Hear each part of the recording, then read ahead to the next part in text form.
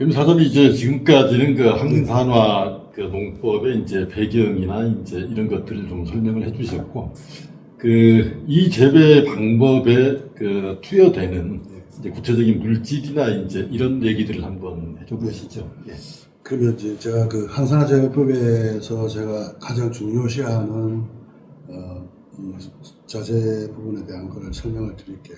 예. 그리고 이제 그것들이 어떻게 작용하는지까지 제가 설명을 드리겠습니다.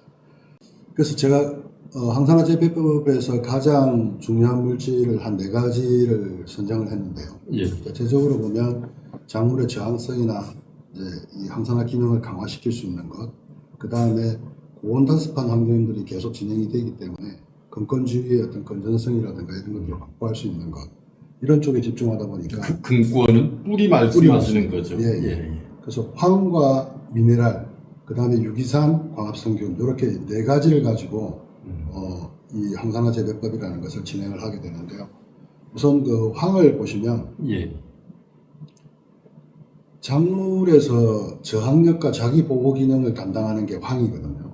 뭐 여러 어떤 그 효과가 있겠지만 가장 제가 중요시 보는 거는 그 부분인데, 황이 토양에서 황은 이제 엽으로 이렇게 흡수가 되는 게 아니라 수직 이동을 합니다. 뿌리에서. 네, 그래서 뿌리로 흡수가 되기 때문에 또 황이 뿌리로 흡수되는 과정에서 양이온 영양 성분들을 끌고 들어가는 역할을 해요. 예. 네, 그래서 이제 영양을 골고루 흡수하게 해주면서 나무 체내에 들어가게 되면 황아미노산 2가지가 생깁니다. 예. 몇 가지가 있지만 가장 중요한 2가지만 말씀드리면 메티오닌과 시스테인이에요. 예. 이건 황을 달고 있는 아미노산인데, 이 메티오닌과 시스테인이 작물이 갖고 있는 자기 방어 물질, 쉽게 말하면 파이토알렉신 같은 화학 성분을 만들고요. 또 한쪽으로는 파이토케미칼이라고 해서 작물의 성장 과정에서 자연적으로 증가되는 색과 맛과 향에 기여하는 성분들을 만들어냅니다. 그래서 그 색과 맛과 향에 관계된 물질이 항산화 성분이거든요. 예. 예. 그래서 이 파이토알렉신은 방어 기능을 하는 거죠. 예. 균이나 이런 쪽에서 항진경 물질이나 이런 것들을 이제 생산하게 되는 것이고, 그 다음에 파이토케미칼하고 항산화 성분은 같은 부류에 속하지만 이런 것들은 세포를 보호하는 기능이 있어요. 기능. 네. 예. 그리고 또 황의 가장 큰 이제 요소 중에 하나가 뭐냐면 엽록소를 생산하는 데 관여합니다. 황이. 예. 그래서 고온다습하고 장마가 길어지고 또 열대야까지 겹치는 이런 상황에서는 어쨌든 광합성이 굉장히 중요한 부분이거든요. 그래서 광합성량이 황이 투여됨으로 해서 증가한다는 것은 엽록소 생성에 관여하는 것이고, 또 이 광합성을 하기 위한 반응을 촉매를 시키는 것이 또 황이거든요. 예. 그러다 보니까 이것들이 들어가면 전반적으로 광합성량이 증가한다는 것은 문헌에도 나와 있는 사실이에요. 예. 그래서 대체적으로 이런 것들이 진행이 되면, 그러면 예를 들어서 광합성이 증가돼서 어디에 좋냐, 고온이나 저온에 부딪혔을 때 작물이 겪는 스트레스를, 저항성을 낮춰줍니다. 이 항산화 성분이 그걸 낮춰주는 거예요.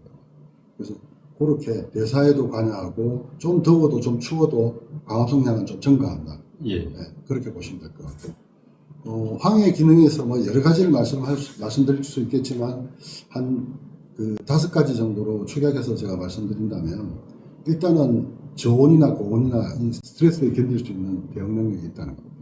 그리고 항균, 항바이러스성이 있는 것이고요. 그 다음에 이제 아까 말씀드린 그 파이토알렉신이나 파이토케미칼 같은 생화학적 프로세스를 형성한다는 것이고, 그 다음에 환경 스트레스에 대한 적응력이 증가한다.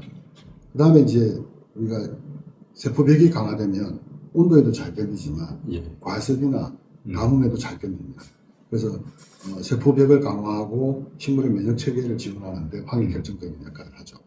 그 다음에 이제 제가 미네랄을 말씀드렸는데, 미네랄 같은 경우에는 제가 굉장히 많이 고민을 했어요. 너무나 많은 미네랄이 있고, 그렇죠. 네. 또 우리가 모르는 미네랄도 너무 많고. 예. 그래서 이제 찾다가 제가 해조 추출물 정도 되면 지표상에 있는 모든 물질이 바다로 바다로 모이니까. 나오니까 예. 해조 추출물을 적당량을 쓰는 게 좋겠다 그래서 지금 해조 추출물을 저희 제품에 같이 황하고 같이 섞어서 지금 만들고 있고요. 그래서 아시는 것처럼 해조 추출물 같은 경우에는 생장 촉진 기능도 있고, 또 이것도 스트레스 저항성이 있습니다. 예. 그 다음에 이제 또 영양 공급에도 이제 이게 효소의 기능을 활성화시키는 거거든요. 그러다 보니까 영양 공급이라든가 흡수에도 도움이 되고, 그 다음에 꽃이나 열매 형성에도 결정적으로 도움이 됩니다. 다양한 미네랄이 그렇죠. 포함되어 있는 네. 거죠. 역시 예. 또 병해충에 대한 저항력도 정진시키는 기능이 있고, 그리고 이제 마지막으로 이게 제가 광합성균을 택했는데, 제가 여러 가지 문헌을 읽다 보니까 광합성균이 일반 농업을 시행하는 특히 과수농가들 같은 경우 토양에서는 일반 토양보다 한 서너 배 이상 개체수가 많아야 한다. 그렇게 되면 영양 공급도 안정적으로 이루어지면서 생태학적 이 미생물이라는 것이 어느 일종만 많아서 되는 건 아니거든요. 예. 다양성이 이제 있어야 되고 또 유익균들이 분집이 돼야 되니까 이런데 이 광합성균의 대사물질을 먹이로 하는 유익균들이 많이 모여든다는 거죠. 예. 그리고 이제 마찬가지로 또 이 광합성균이 하는 역할이 고온이나 저온에서 이 환경 스트레스를 감소시켜 줄 수 있는 역할이 있다. 그래서 이런 것들을 이제 감안해서 네 가지를 가지고 하고 있는데 마지막으로 하나가 더 남았나요? 유기산입니다. 유기산. 네, 예. 유기산을 이제 이렇게 보시면 간단할 것 같아요. 우리가 이제 식물은 잎으로 먹잖아요. 예. 근데 뿌리가 제일 중요하죠. 그렇게 따지면. 좀 많은 걸 그렇죠. 뽑아버리니까. 뿌리로 먹다 보니까 그게 잎인데. 예.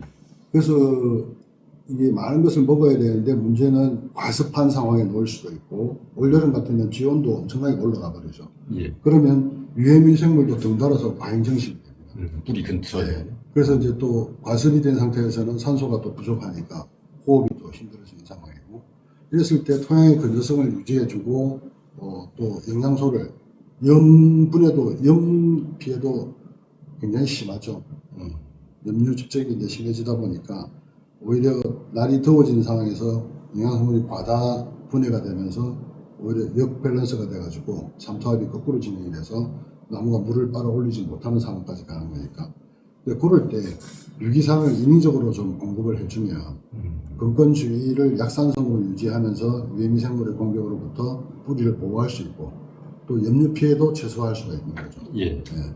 그래서 이렇게 네 가지 성분으로 진행을 하는데 결정적으로 지금까지 우리가 보신 것들 여러 가지 내용 중에서 보면 저는 이제 항산화 재배법에서 제일 크게 보는 것이 파이토알렉신하고 예. 파이토케미칼, 항산화 물질 이렇게 보는데 이 세 가지가 하는 기능은 각각 보면 파이토알렉신은 병해충 방어 기능이 있고요. 예. 그리고 파이토케미칼 같은 경우에는 세포 보호 기능이 있습니다.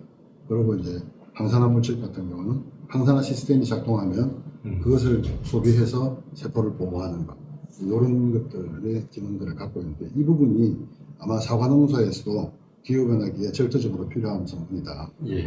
그래서 전체적으로 정리해 보시자면 황이 투여되고 황아미노산이 만들어지고 그리고 파이토알렉신이나 파이토케미칼 항산화 물질이 형성이 되면 생리가 활성화되고 저온에 대한 저항성이나 고온 저항성도 커지고 또 병 저항성이나 광합성량도 늘어나고 그리고 세포벽이 단단해지면서 이런 기후환경 변화에 잘 대응할 수 있다 이렇게 보시면 될 것 같아요.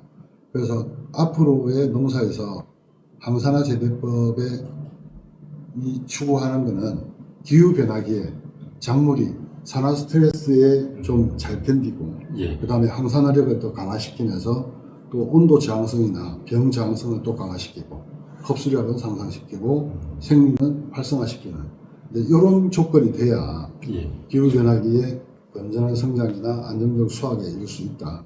그래서 이제 이게 지금까지 말씀드린 항산화 재배법의 가장 큰 특징이라고 보실 수 있습니다. 예. 알겠습니다.